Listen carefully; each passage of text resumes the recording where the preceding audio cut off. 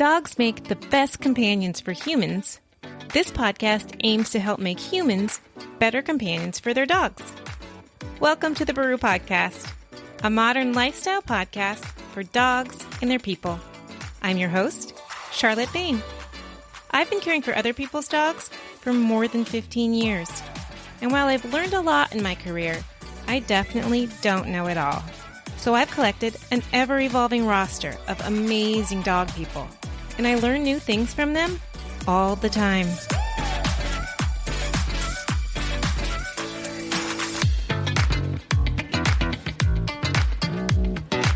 Hi, you guys. Thank you so much for joining me for another episode of the Baru Podcast.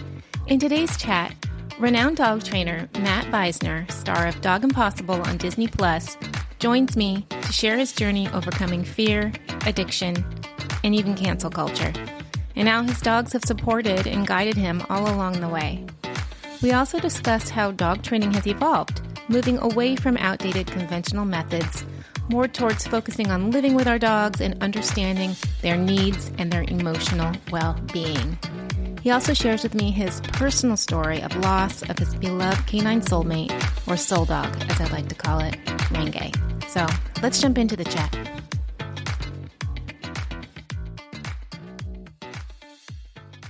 Get started. I know you were just in Los Angeles. Were you not? Yeah. I'm out. What were you doing back here? I'm out in LA about every 4 to 6 weeks working in person with people. Okay. So pleased that you jumped on to chat with me today. I really appreciate this. And I first off would love for you to kind of share your journey into becoming a dog trainer with us, because your story is really special, and it speaks to the human-animal bond and how the relationship that we have with our pets really have the potential to kind of guide us and change our lives for the better. And I think that your story is a really special, version of that. I have a version of how my dog changed my life, like he really just kind of came in at a time magically that I really needed help and guidance. And so I think it's a common theme, especially with those of us who end up working with dogs. I would love for you to share, if you'd like, to share your journey in becoming a dog trainer and how your dogs really kind of shaped that process for you. And yeah, thank you. Thanks for having me. I really appreciate the opportunity to be on the podcast and to talk, really to give credit where it's due to the dogs and the people that changed and saved my life. I was afraid of dogs. Well, actually, I loved dogs. As a child, I loved dogs. And then it was a Halloween, and I was trick-or-treating. I was probably 7 at the oldest. And I was trick-or-treating, and it was nighttime. And I was with my parents, and we were approaching a man. So we were backlit. We were approaching a man, a house that the porch was lit, and the man was standing next to his German Shepherd, and the German Shepherd was barking and wagging its tail. And so, and I was wearing a mask. I had a little plastic pumpkin bucket for candy. And I approached. All of the adults said, "He's wagging its tail. That means that he's happy." Yeah. Yeah. So I leave the dramatic pause for a reason. So I reached out, and I think, in hindsight, one of the things that stands out to me, if I flash back to that moment, is that I felt scared.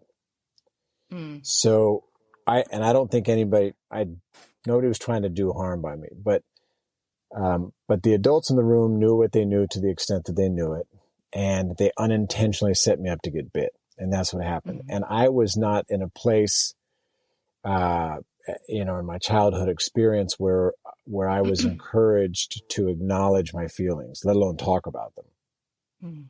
So it wouldn't have occurred to me to say I'm scared. And that's important for a number of reasons in terms of how we live with dogs, how we support families with dogs, children with dogs,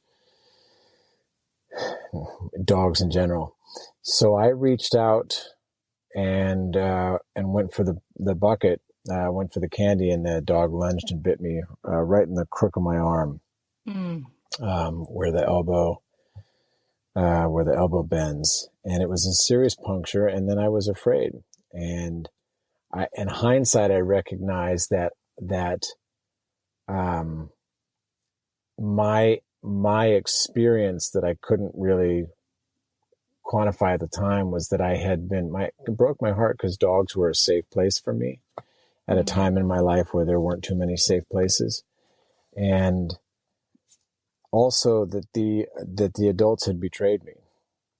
Now, that's not actually what they were doing, but that was my experience. So I spent another couple of decades afraid of dogs and not telling anybody I was afraid of dogs. That was another thing. That wasn't something that one would say. It certainly wasn't something that somebody who thought it meant that being a man meant you didn't talk about being afraid would say. So I stuck with that fear and navigated all kinds of things around it. And then I ended up having a really serious drinking. I'm hedging. I don't know why I'm hedging, but I'm trying to work around it. I think part of it is today actually happens to be the anniversary of a family member's passing that actually, oh boy, this is fortuitous.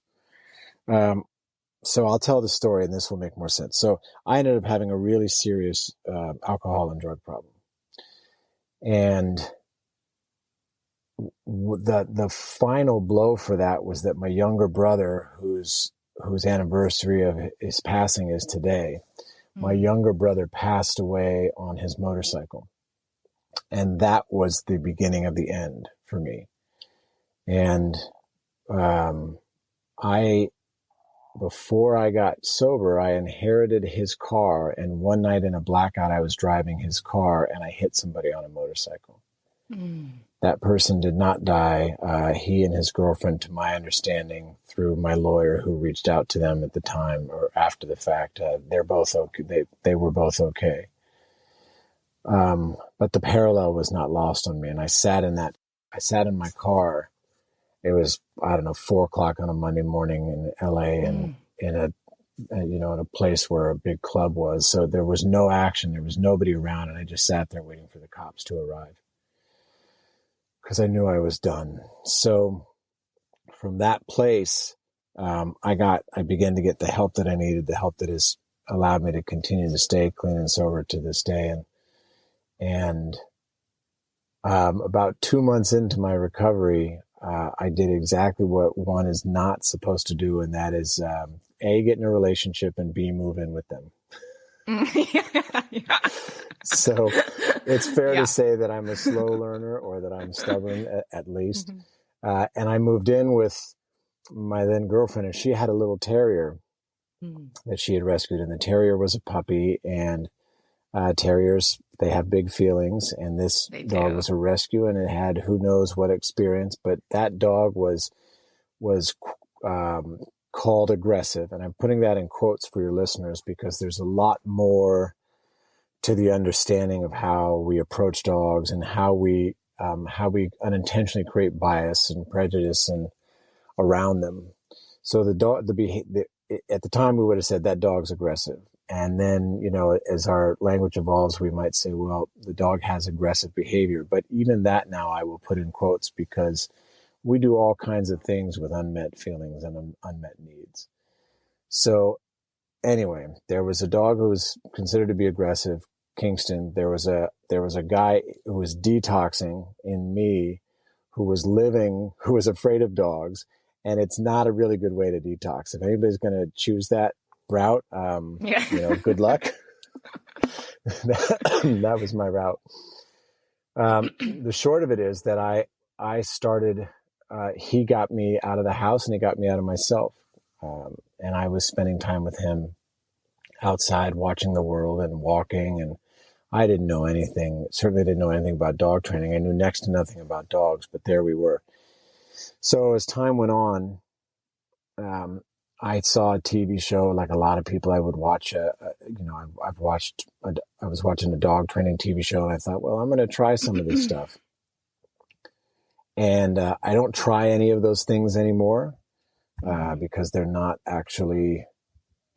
Most of what one might see on television is not humane, and that includes things that I have done in some of my work in the beginning of my work on television. So that being said, what I do want to highlight is that the episode that I saw on television was about a grown man who was getting help getting over his fear of dogs. And the reason why I want to point that out is, one, I don't think we talk about fear of dogs enough. I don't think we talk about adults who are afraid of dogs enough. And I have been in too many hairy situations, no pun intended, where children are not being protected and heard where it comes to dogs. And most of the people in the US and worldwide are not actually going to hire a professional trainer. They're going to get the information where it's easy and where it is compelling. So television is built to be compelling so it can sell, right? The entire internet matrix is built to be compelling so it can sell, which means if I'm a learner who can't afford to or doesn't want to spend the time or for whatever reason I am not reaching out to an educated, certified humane trainer, if I'm not doing that, I'm in the vast majority of dog people in the world, and I'm just going to be able to pick and choose and pull off of what's available.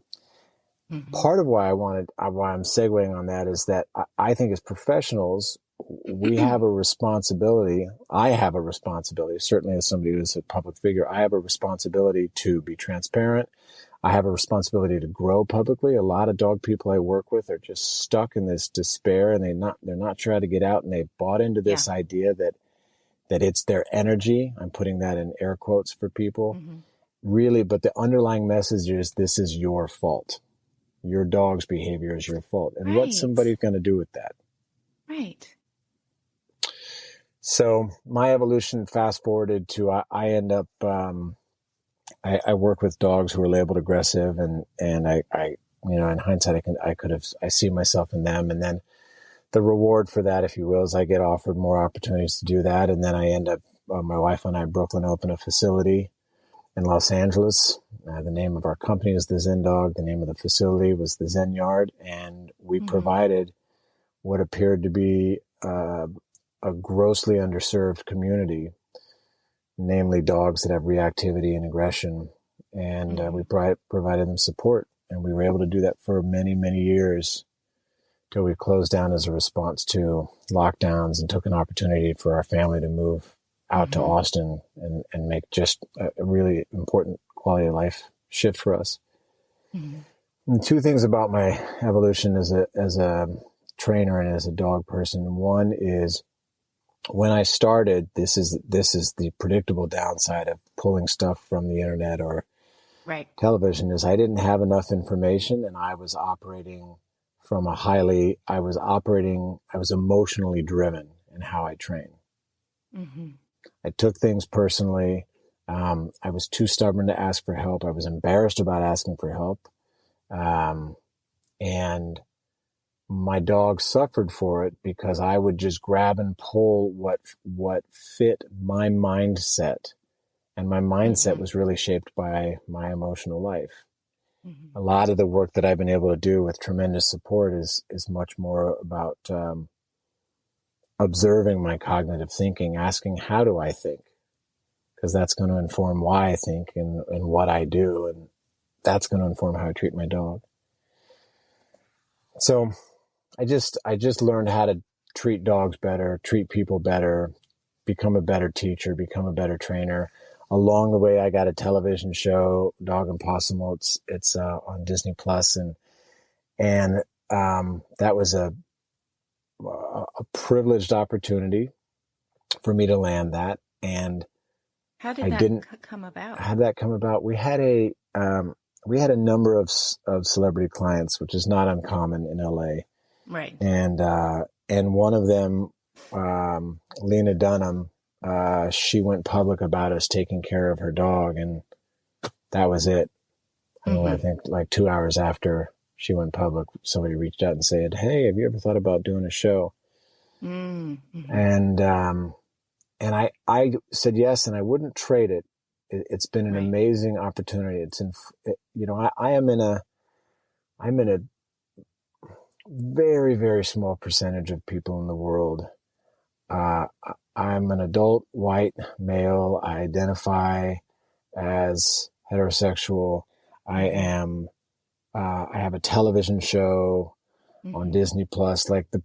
the affordances I've been given and the inherent Right. privilege and all of that it continues to be revealed to me. So I land there, and unfortunately, I didn't know what I didn't know. I knew that I was onto something, that really the dog-human relationship was the key, Mm-hmm.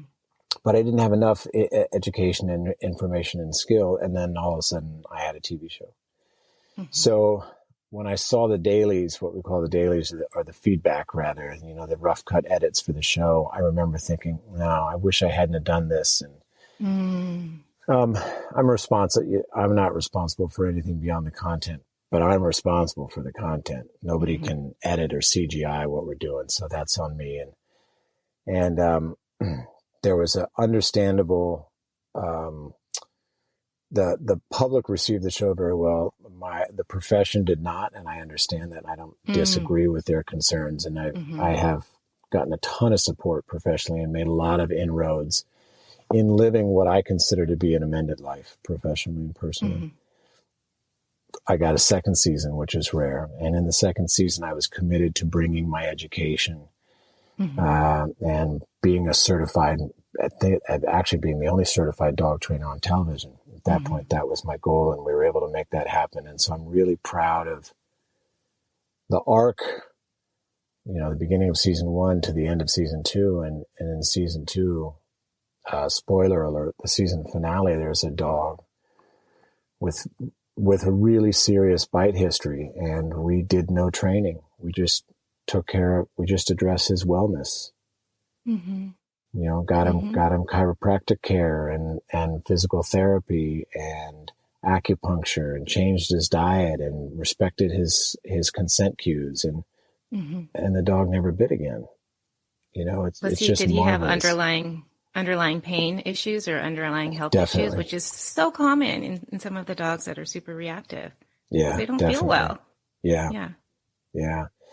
So it's been quite an arc. And so, I think I said a while back in this very long introductory answer to your question that, two things stand out to me. And one was around this bite is just that the adults had failed me through no fault of their own. Mm-hmm. I felt, broke my heart, and I felt betrayed. But the other thing is that my willingness to see the human-dog relationship differently and dogs Yes. differently has become so liberating for the Mm-hmm. dogs and for myself and the people I get to work with, so empowering for the dogs and myself and the people I get to work with, that I feel like I'm on the edge of something that is just, it is groundbreaking. Mm-hmm. And it's going to really challenge the industry. Mm-hmm. We are a results-oriented society. We are a Yes. results-oriented culture. Yep. That's More baked quick in, fixes. Yep. especially coming out of the last couple of years where Mm-hmm. I don't mean this as a political statement. I'm just thinking about the human experience. People lost their experience of agency. That has an impact. They lost Yep. their opportunity to socialize. That has an impact, and it impacts the dogs and the people. And we don't really talk about how it affects the people. So, so the opportunity to really open up the doors as to what's possible in the human-dog relationship, in spite of what the industry is telling me, in spite of what drives the money. Mm-hmm. And it's really something to be a part of. I'm working with a client here in Austin. I'll give you an example. And they're wonderful people to work with. I hope they get to listen to this, because I'll give a shout out to Mr. B and Miss J. I'll protect their anonymity. Yeah. And I'm working with them, and they're 4 huskies, and they are 4 so, huskies? yeah, Wow, I love a yeah. husky. I love a That's a husky lot of too. husky, though. That's a lot of husky. Yeah, 2 of them are puppies. Okay, still. It's a lot of husky. Okay. So, so I get to work with them regularly. I'm privileged to be able to work with them with regularity, and and so we do a check-in at the start of every session. And yesterday in the check-in, one of their dogs has been struggling with some mental health issues. They're preparing to move, and there's a lot of stress. And they've got these 2 young puppies and a dog that was recently adopted, and there's a lot of factors. And Miss J said to me, he wasn't going to take his medicine, and we couldn't clean the wound, and we don't want to force him. And so I finally decided to talk to him. And she said, I pulled out all of the medications, and I said to him, and he hadn't taken his meds, they were keeping a close eye, but it was challenging, and his health is, Right. Not where they'd like it to be. And she said, so I took all of the meds out, and I sat down with him, and I showed it to him. And I said, this is what this is. Yep. This is what it does. This is how it's probably going to make you feel. Yeah. Because we have a deal, me and these dogs, no trixies. I'm going to tell you what it is. I'm going to find a way to help you, but I'm not going to try and trick you, because trust is paramount. So she's following the no trixies principle. And I got no trixies from Lord of the Rings. That's a little Gollum. Okay. Shout out to Gollum.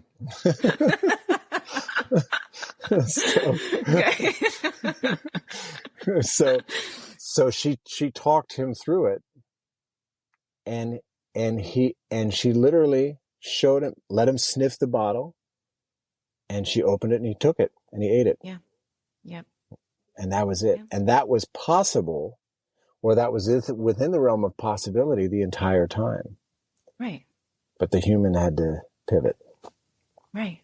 Just that open line of communication and listening to your animal and intention and all of those things. All of those things. Yeah. Can we circle back to the show briefly? What I want to know what one of the biggest challenges was of doing, a dog training show. And I would assume, perhaps it's what you said, in that you don't really have a lot of control over the content that, they put out there. But I'm just curious, just so the public understands a little bit more that it's, it's a show, Yeah, thank you for asking. So this is, I'm gonna answer this question specifically because it's actually something I almost never talk about, and part of that is, nobody needs to feel sorry for me. But it is its own world. Yeah. It takes us 80 hours to film one 43-minute episode. Wow. And so it's not as sexy as I went to the bathroom and came back and magic just happened. Right. When I went when I went into the second season, I was adamant about bringing more education and more information. And some people were supportive of that and some people weren't. I remember explicitly being told on set at one time, would you stop saying that? Interesting. And the reason why I was saying what that was is because I wanted to make sure, because I have no control, I have control over content, not editing. I wanted to make sure that points were being heard. Yeah. Being on it, the primary goal of the first season is to get a second season. Right. That's it. And if you can get a second season and then you get to the third season, then from the talent side, which is what the people in front of the camera are called, from the talent side, then you've got some more wiggle room and negotiation. So there are a lot of agendas and machinations happening. And it's a tricky thing to say, I don't really like how that went, but if we can get a second season, then we can do this. Right. And I think we live in a place that where there's a lot being revealed from underheard and unmet seen voices in the world about what happens when we'll do it right after we succeed. Right. Let's get that wow factor out there to get the followers, to get the this, to get the Yeah. that. And then we can get to like the good stuff. Yeah. Right. Yeah. Then we can get to being more responsible or more, That's exactly, that's, yeah. I'm going to go over to the because it's shelf and entertainment. Yeah. pull the integrity off. And so there was heart in what we did. And I really, we're talking 12, 14, 16-hour days, California wildfires, Yep. we're Oh boy.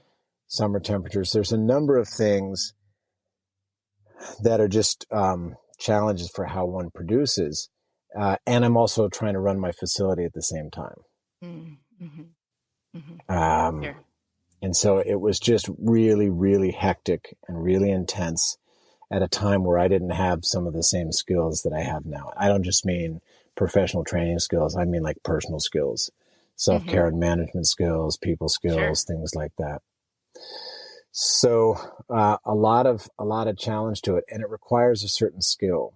And it so happens, I had wanted to be, ever since I was a kid, all I ever wanted to be was famous. I thought fame was going to fix it. That was how large the hole felt in my self-esteem. And I really loved, I'd gone to NYU for, I'm a trained actor. I loved that experience. That was one of the few places where I felt like I could tell the truth, was in performance. Right. And, with my addictions, there's a lot of things that I let go of. So it was remarkable to be back on camera and see, oh my gosh, none of it's been wasted. Right. And to get feedback, wow, you seem really comfortable on camera. And there was a moment, Charlotte, where I was watching the playback and I didn't hate myself. And I thought, wow, why is that? And then I realized, because in spite of all of the Post-it notes and the self-help books and the go-get-ems, that for the first time I was actually doing a project that was not about me. It was about the dogs. And that doesn't mean that I didn't bring a lot of ego to it, but I just had a singular focus that I didn't have before.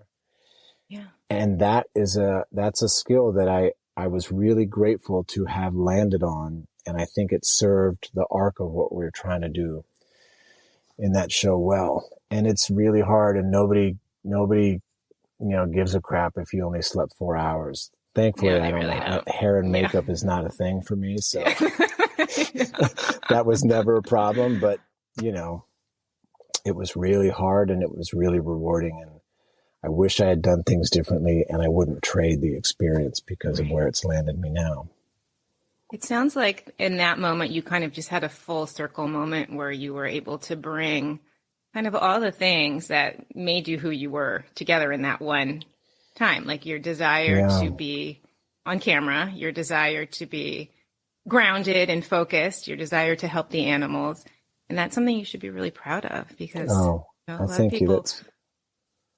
of people strive for that moment where they're feeling like so utterly connected, right? Yeah. To spirit, to source, to whatever it is, to who they are, what they're, so. Yeah, I thank you very much for that. I'm touched by that your encouragement, that it's something I should be proud of. And I think especially, talk about being in, I don't know if you just said in the zone, but in that experience of being present, particularly in the second season, because I knew, there's a lot that wasn't novel anymore. There's nothing like it. There's nothing like being with a dog. There's just nothing like being with a dog, Yeah. And one of my buddies, Andrew Hale, who's based in the UK, he was a human psychologist. You know Andrew Hale? I follow him. I just recently started following him. Yeah, I would love to have him on the podcast. Yeah. Oh, yeah. If you do, please tell him I said hi. Okay, I will.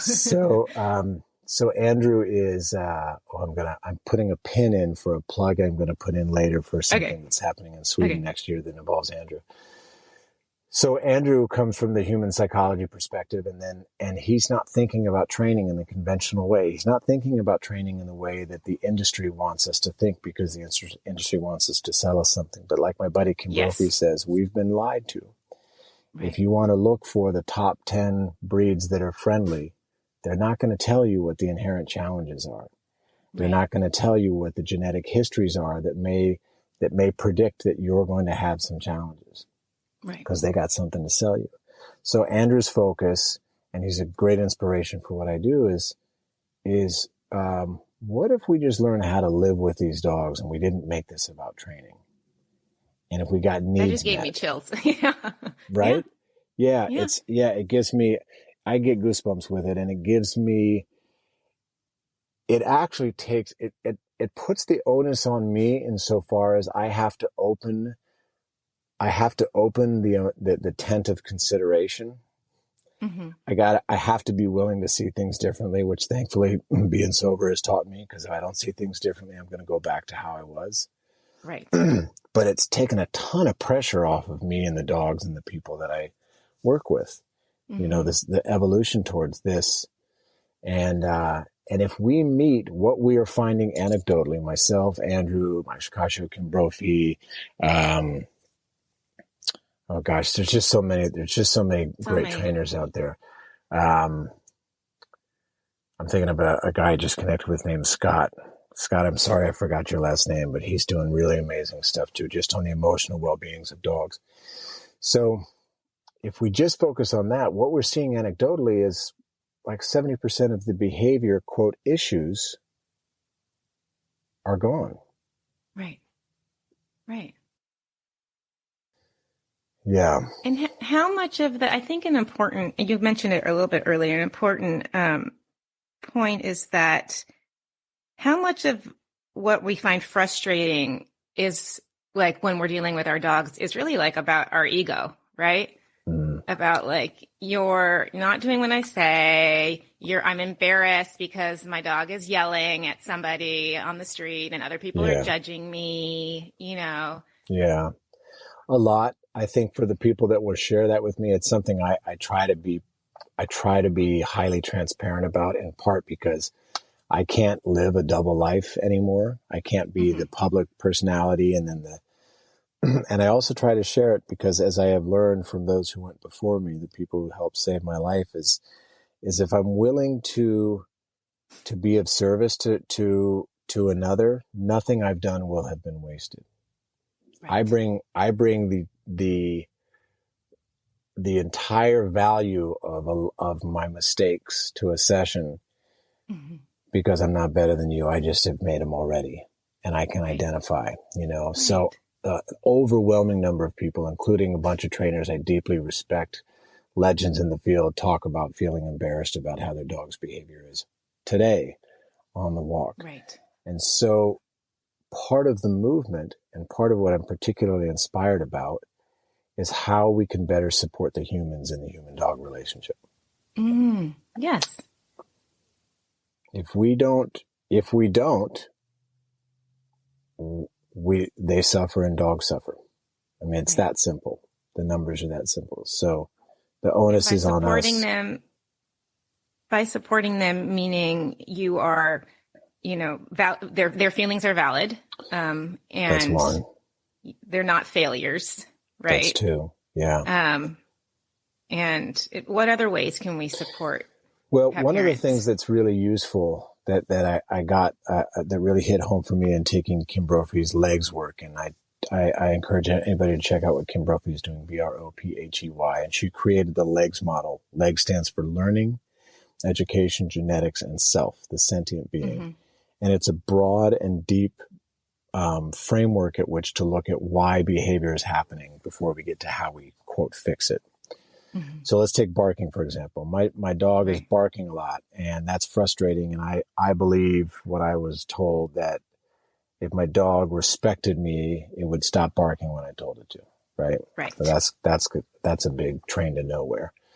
Right. So if I look at the barking and I consider that I'm actually living with a border collie in an apartment building, and a border collie has certain needs, and it's not going to be met by a 1 hour walk, but in fact, maybe a 20-minute sniffari or finding a sniff spot locale. So one way I help take the pressure off the human is it's going to sound radical, I say to people, but your dog's behavior is 100% appropriate based on its experience in this moment. I love that. Also gave me chills. Yes, I love that. Yeah. Oh, good. Let's take the pressure off of everybody. I just worked with a client in LA. The dog has a lot of conflicting feelings on the walk, but the dog doesn't actually have to go on a walk. The dog has to get other needs met. And enrichment has been a massive shift. The discussion around enrichment, shout out to Emily Strong and Ali Bender, who wrote Canine Enrichment for the Real World. And shout out to my friend Beth Berkovian at Rehab Your Rescue in Dallas. And, the number of trainers that just put enrichment first and foremost. And enrichment for us would be like, we should consider that parallel to wellness. So 30 minutes of chewing, licking, or sniffing, which is where a lot of enrichment activities happen, equals about an hour of physical exercise. Yeah. So if you're struggling with a dog that's considered to be reactive and your feelings are getting hurt, all of which is normal, you might not even have to take your dog on a walk. If you're in an apartment, you're going to have to get your dog outside. And, I think reaching out to get help and support around that from somebody who's educated is important. But as I was saying to this client in LA, I'm going to actually suggest that you don't walk your dog for the next week, and then give me a call and see how you're doing. And every time I get that 1 week check-in call, somebody says, "Oh God, it's such a relief. I'm so glad that you said that. I didn't even know that was okay." Right. So that is another example of how, if I can help people see the dog's behavior just somewhat differently, then they can start to see that there's a lot less pressure to have, a lot less pressure to put on themselves in terms of what they think they have to do for their dog every day. Right. Right. And also, I just, being an empathetic person and really looking at my journey, it matters to me how people feel in the sessions and how they feel about their relationship with their dog. And so another way that I help take pressure off is by sharing my own direct experience. Mm-hmm. It's not really worth much if I try and hide it. Right. You want to, I know you had a special, what I call a soul dog. Renge, is that his name? Renge, yeah. And he was really the one, he's Jindu, the one who really, I call Chance my soul dog. And I know, the one who really was responsible for guiding you, and changing your life. Do you want to talk about him briefly? Yeah. You don't have to, because I know you lost him recently. Yeah, we just passed his 1 year anniversary. I was saying to my wife, oh gosh, I want to give a shout out to Senior Dog Doc. If you all are looking for somebody to follow, a couple of people I do follow her. Yeah, she's fantastic. And Dr. Lisa Lipman, and I'm sorry, there's a third doctor. The three of them meet monthly. The pet loss psychologist. Yes. Yeah. Yes, Katie Lawler. Yes, Katie Lawler. Yeah. Thank you, Charlotte. Mm-hmm. Just a great group of people. And so Renge passed when he was 17. I met him when he was about 4.5. He's a Korean Jindo, a violent bite history. I met him early on, and I saw him at the girlfriend that I was living with when I'd gotten clean and sober. She came back one day from the shelter, and she said, my daughter and I saw a dog today. And I said, we're not taking another dog until I make more money or the Yankees win the World Series. Right. Neither of those things happened, but without telling them, I went to go see him. And the person there, a woman named Charlotte at West LA, she said, I don't know why he's still here. He's been adopted and returned. We've had him for 6 months. They moved him from another shelter. I don't know why he's here. And I went to see him, and I went home, and I couldn't stop thinking about him. And I was in a meditation, and in the meditation, what I heard was, that's your dog. You have to go get him, and he will save your life someday. Mm-hmm. And in more ways than I could understand, he did that. And he was just an exceptional being. One of those beings that you feel privileged to be around. You feel a particular kind of joy when they seem to like you. Yeah. You know what I mean? Or give you attention. Yeah. he wasn't affectionate the way that we might normally think about it, but when Mm-hmm. he loved really hard, and he would Yeah. press in, and, only a handful of people could touch him. And by the time he passed, there was a beautiful moment before he passed. He just was, his time was coming. There was a beautiful moment where I walked into my office and I saw my then 2.5-year-old daughter. They were standing by the windowsill, and she was looking out the window, and he had his head rested in her hand, and she was just petting Oh, him. And there was a time before that where nobody could have touched him without getting bit. And just to see the arc of that. And I think the thing, there's so much about Renge, but I think in light of our conversation, and part of what I want to share is that grief is not linear. And right. thankfully, when I got sent his ashes, which which was just an awkward thing anyway, but So I awkward. wanted Yeah, something. Thankfully, the absolutely. company that did it sent out a pamphlet about grief. Huge credit to them. I wish I could remember their name, but Was huge it credit to them. was it Lap of Love or was it? It wasn't Lap of No. Love. No. And to the vet in Dr. Pullen here in Austin at PAZ, P-A-Z, PAZ Veterinary West, who made the point of doing a house call and coming out. And we've had the Yeah. privilege of being with all 3 of our dogs when they passed in our home, and our children being able to see all 3 of those passings and the other dogs. And but the grief, they sent a grief pamphlet, and God bless them, because I read it and I checked every box, and I would have just chalked it up to something's wrong with me, or I'm not right, or I got to Right. buckle down, or any of that kind of, Right. Get you over know, it. Put it in personal its place. gaslighting, Right. right? Right. And the other thing that was such a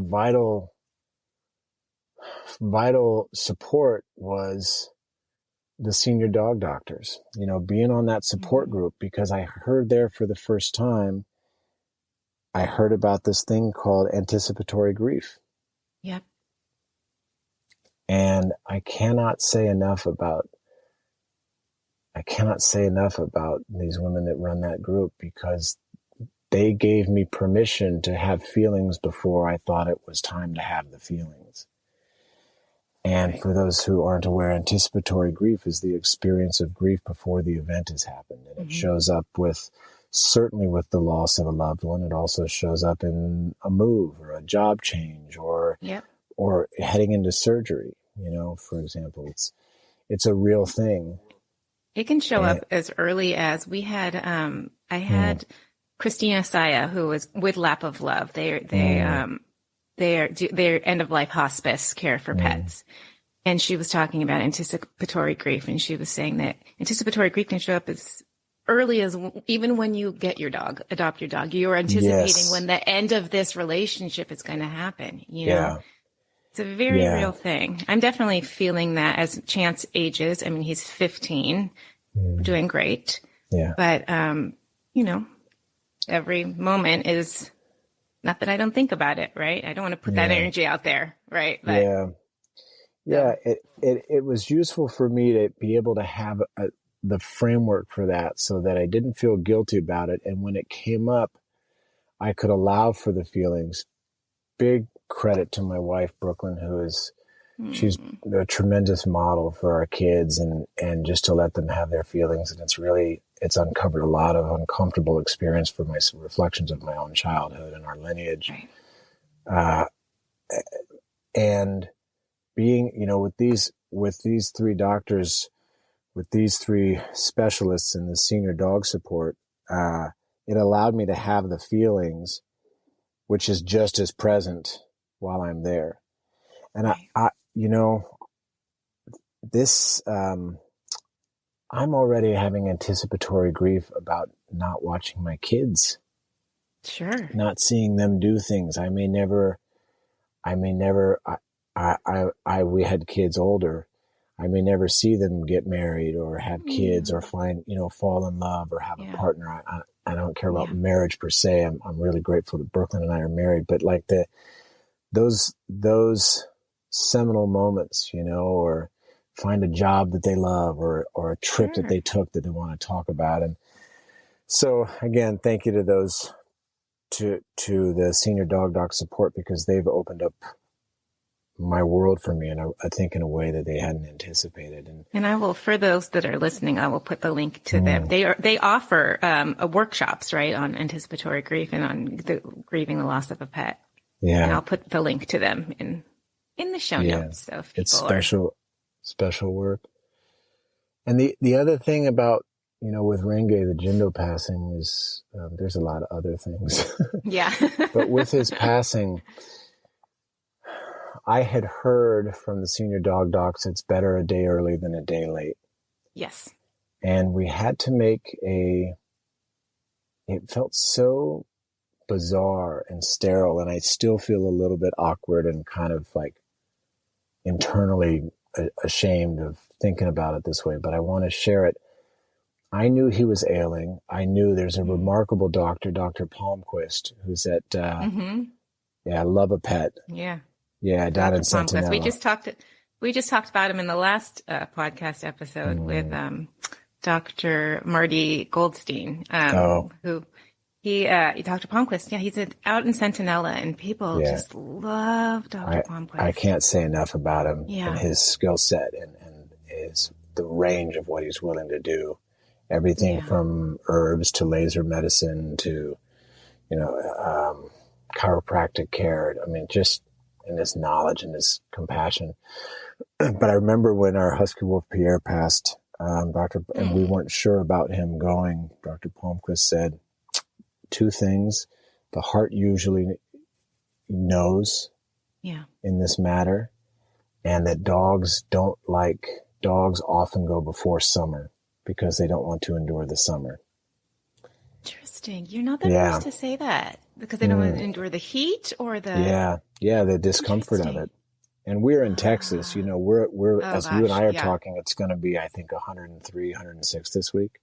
Oh my gosh. Which is we're having own serious June gloom over here right now. But. Yeah. So I knew when Renge was passing, I remembered what Dr. Palmquist had said. Yeah. And I remembered what the senior dog docs had said. And I literally looked at my calendar and I said to Brooklyn, we're going to have to make a decision about when we help him pass, because I'm going to need a week. I won't be able to talk to anybody for a week. And I'm going to need days to be with him before he goes. And we are exceptionally fortunate that we were in a position to be able to do that. And I built that in. And so I spent the last 3 days with him. He would never really, he was always alert, but his body was transitioning. And I remember the last 3 days, I just mostly laid on the floor with him. And you could never get close to Renge. Like lay on the floor with him would never happen. He's not a snuggler. Yeah. Like you'd get like 20 or 30 seconds, then he would do a little stress sneeze and he'd be out. It's kind of like my early dating life was kind of like that. Totally. Okay, that's enough. I don't know. Early, Matt, let's be honest, like well into what it was. Until you met your wife. Yeah. Yeah. Totally. I remember telling Brooklyn, listen, I need to experience what it's like to live alone. And she said, okay, that's cool.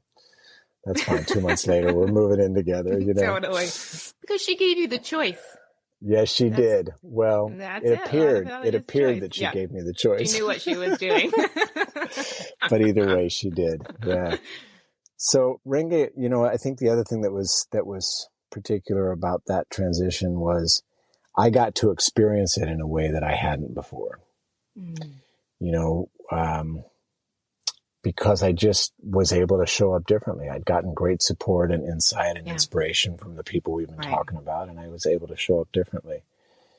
And how much that impacted Renge's behavior or experience, it's hard to say. I hope I get to know someday when I get to see him again. But mostly, I'm so grateful for what the kind of people, the people that we're talking about and people like them and the presence of your podcast. Right. And, I'm so grateful for the people that are out there that are modeling and providing and encouraging ways of thinking and support and feeling like this, that allow this one particular guy to lay on the floor with his Jindo as he's passing and be present with him. And my mother sent me a beautiful note afterwards. She said, you saw the magnificence in Renge, and he was magnificent, just noble and gentle and very clear. I was a slow learner, so he bit me a lot. He did. He did. He actually bit me once and almost died from it. You did? Yeah. But again, that's not on him. Those that's dog on bites me. are no joke. Yeah. Seek care for your dog bite. Yeah. Yeah. So that was him. And sorry. That's okay. Thank you. And for what it's worth, it's okay if you do like I did, where you put your dog is passed. I did this with Pierre Husky Wolf. I'm going to put everything away. And then I was like, well, I feel like throwing up. I just put everything back and I just left it there. And then I wouldn't move one item until I was clear with that one item, and totally giving it space. My sister I have not, experienced the loss of a pet as an adult. And my sister lost her dog recently, and they still have an altar of all of his stuffed animals. Yeah. It's been, like 9 months. They have all of his stuffed animals and his toys and his ashes, there. And when they're ready, they will do what they need to do with it, donate or keep it, but what the key there is when you're ready, and there's no timeline, right? No, not a second sooner. Yeah. Yeah. Yeah, that's right. Thank you for sharing that story with us. I want to switch gears a little bit and talk about what you are doing. A lot of animal welfare work now, in addition to all the millions of other things that you're doing. Well, do you want to talk a little bit about that and how people can, support you and get involved? Yeah, thank you. So that's, if we generally think about welfare and as the baseline for wellness, I've been fortunate I was really fortunate to volunteer here in Austin, Texas with Austin Pets Alive. I've been fortunate to work with, at this point, thousands and thousands of dogs who have been rescued, and, the shelter was able to provide for them. And by the way, being a shelter worker is really, really hard. So for all of the feelings that we may have about how we wish things were being done differently, whenever people apply to work with me, I say, cool, I'm open. I'd like you to go volunteer at a shelter for 6 months and then call me. And you know what? Only one person in 15 years of training ever has. They've ever called me and said, it's a lot. It's a lot. Yeah. Yeah. So everybody's got a place for how they can love dogs, but the animal welfare, particularly in Texas, where there are more dogs euthanized here than anywhere in the country, and I think the numbers are somewhere between 600,000 and upwards of 1 million that are euthanized in the course of the year. So it's more than anything, it's about the communities not being served. It's really not much more complicated than that. And as evidenced by, there's a great rescue that I've been fortunate to work with. It's down in the Houston area, Pearland. And that group has demonstrated how they can offer affordable veterinary care to people who would otherwise surrender their dogs. Texas is one of the few states where I've been privileged I'm privileged to serve as an ambassador for the Texas Humane Legislation Network. And part of what I do is try and shed light on what they're doing. So there's a bill that has been presented at the state level, and it may not have traction, although there are some other large successes regarding puppy mills and regarding a trap neuter spay and release program for Mm-hmm. cats, which is showing up to be really positive in the communities. Right. But in Texas, it's illegal to bring, I can't bring my dog to a veterinary's care or a shelter and receive free care. Now, that doesn't mean people don't do it. Right. Quiet shout out to those who are doing it. But what ends up happening is people surrender their dog to the shelter. Right. And maybe their dog gets medical care, and then maybe they can take the dog back. So one of the bills was to change that. Is that just a loophole? Or yeah, is it just... Yeah, it's a loophole. It's a workaround that a lot of people have found. And Texas and California are two of the leading states that have lost veterinary support. There's a real lack of veterinary care here in general. I know that during the pandemic and after the pandemic, it's like, the veterinary industry has really kind of been hit hard in burnout and all sorts of different things and overwhelm. But I didn't know that. Interesting. Yeah. So there are incentive programs being built in to veterinary schools from the state of Texas and other states that are just trying to draw people here because, frankly, we need the help. Yeah. So animal welfare is ever present here. Don't have to drive far to see where somebody is in need. A huge shout out to Texas Humane Legislation Network. They were the ones that passed, and I'm blanking at the moment. I'm gonna blame it on Dad Brain, but they got the bill passed last year that mandated basic conditions for animals that are left outside. And they closed the loophole, which said if you see an animal in danger because of the conditions, you have to wait 24 hours before you can report it. Well, in 24 hours, that animal is dead. Right. Right. So they're just doing exceptional work here. And then I also am trying to support behind the scenes and wherever I can. There's just a number of underserved communities that need to be helped that are not just economically ravaged. Veterans don't get enough support. We get into the racism and the classism and the discrimination, and there's a number of people that aren't going to get the information that they need. And what's true is if we can support the children, right, then we actually are impacting things at a greater scale. And one other thing, coming back to the pin that I put in regarding Sweden, is I was able to speak at a conference last year and really tell a lot of some of what I shared here today about my story and change, really, how people can change if they're given the opportunity. Right. I needed to change, and I got clean and sober, and I didn't die. And I needed to change, and I got support, and I became certified and learned how to help dogs in a better way. And right. And so I was asked to speak in Sweden, and as I started to talk about it with one of my colleagues in Finland and one of my colleagues in Sweden, as we started to talk about it, we realized that within our industry and our profession, it's really difficult to actually ask questions. And it's difficult to say we make mistakes. And especially in the world of cancel culture. I'm one of the only people I know that's actually survived cancel culture.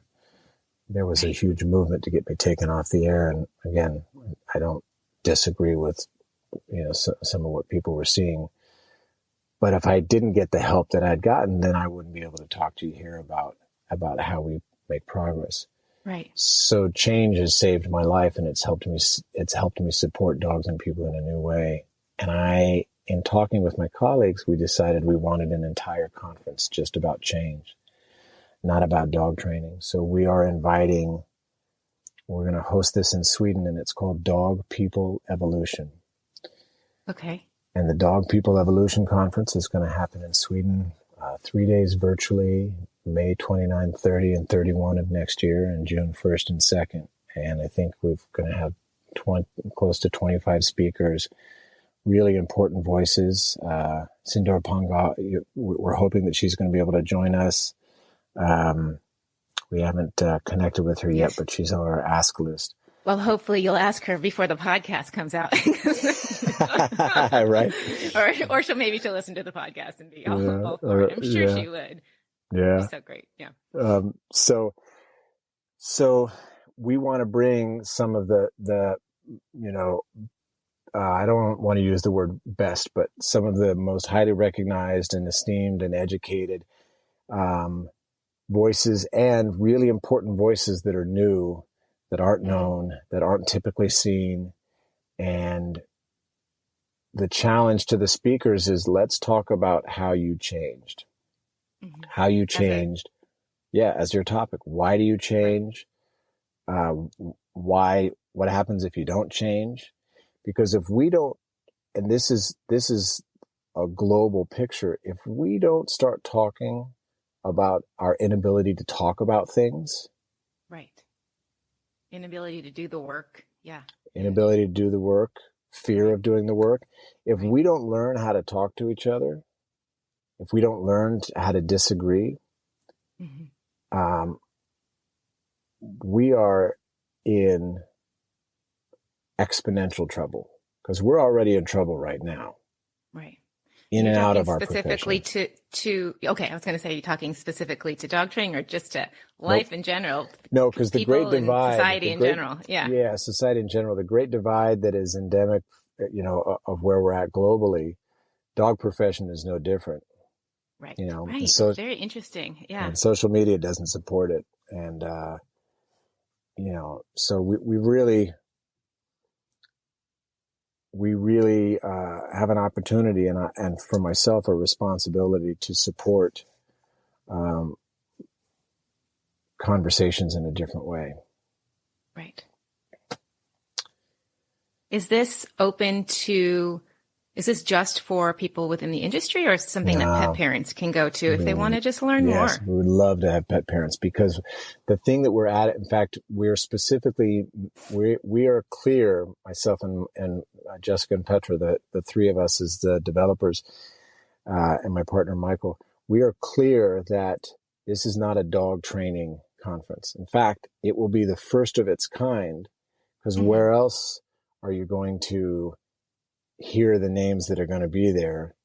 Right. Andrew Hale and Mike Shikashio and Kim Brophy, and like just a number. I'm teasing some out, but a number of, where else are you going to hear these people ever gather?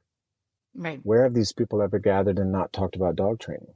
Only talked about their own personal change. It's never happened. Wow. And that's a really wonderful idea. Thank you. Because when people see that, they are inspired to, when people see other people changing and doing the work, most often they're inspired. It kind of gives them, it's okay for them to do it. That's okay. Right. Permission and inspiration. Yeah, you're right, Charlotte. Yeah. And that's what we need more of that now. We need more inspiration and permission for people to be who they are, so that dogs can be who they are. Right. Thank you, Matt. This was really lovely. I really appreciate this. Do you have anything else that you want to add for pet parents or anybody listening? Or I hope I didn't go too far. There's the dog life is just it's so endlessly fascinating and enriching. So I hope I didn't go too far down the hole there. If I was going to just keep it simple, good. We'll see. Who wants simple? If we're just going to make it easy, look, I failed biology in high school, so I'm not the science guy. I hang around people that are a lot smarter than me about some things. But a fundamentally scientific question is: if I were a dog, how would this make me feel? Mm-hmm. So, if that precedes anything I'm trying to do to or for my dog, if I were a dog, how would this make me feel? Right. That's a pretty good place to start. It changes everything. Really, just putting that question changes completely changes how you would feel about a situation, even as a human, right? Yeah. How you feel about what you're doing with your dog, or how you're treating your dog, or things. Yep. That's great. Yeah. And you're not alone. That's the second thing I want to leave people with. You're not alone. Yeah. And there are resources out there to help. right? Yep.